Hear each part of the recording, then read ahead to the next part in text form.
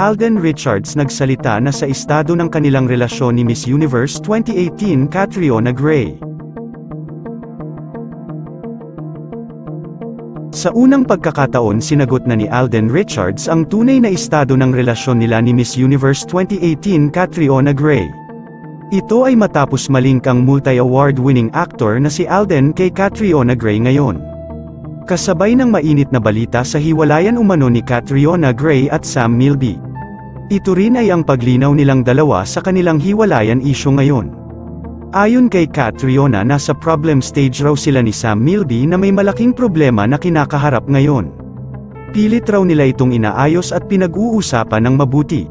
Kasabay nito ay ang balita na nagkakamabutihan raw si Alden Richards at Catriona ngayon. Si Alden raw umano ang dahilan sa hiwalayan nilang dalawa. Sinagot naman ni Alden ang balita na siya ba raw ang third party sa hiwalayan nila at sa tanong na nililigawan na ba niya si Catriona ngayon. Ang sagot ng aktor ay masaya siya na nalilink siya kay Catriona Gray dahil Miss Universe ito, ngunit wala raw katotohanan na nililigawan niya si Catriona at ang balita na may tinatago silang relasyon.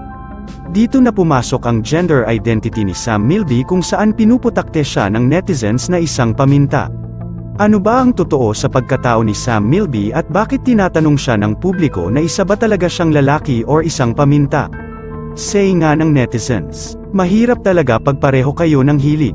Mas okay na maghiwalay agad kesa dumating pa ang panahon na nanakawan ka na ng lipstick at makeup ng mister mo at bigla mo na lang mahuhuli na sinusuot pala niya ang blank mo. Blessings na din yan.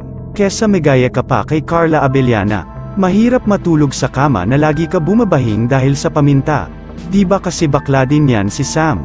Di ba nga nahuli na yan ni Lolet Solis, magka-date sila ni Piolo Pascual? Inuulan ng comment si Sam Milby kung ano raw ba talaga ang tunay nitong pagkatao. Bagamat deadma lang ang aktor sa intriga sa kanya na isa siyang bakla. Matagal ng issue ito patungkol sa aktor, ngunit hindi ito mawala-wala dahil hindi naman niya ito sinasagot sa madla. Sa ngayon mukhang totoong hiwalay na si Catriona Gray at Sam Milby at mukhang wala nang magaganap na kasalan ang dalawa. Yun lamang po, ano ang masasabi mo sa balitang ito? Comment mo sa ibaba. Huwag kakalimutan i-like ang video na ito. Maraming salamat po sa panunood.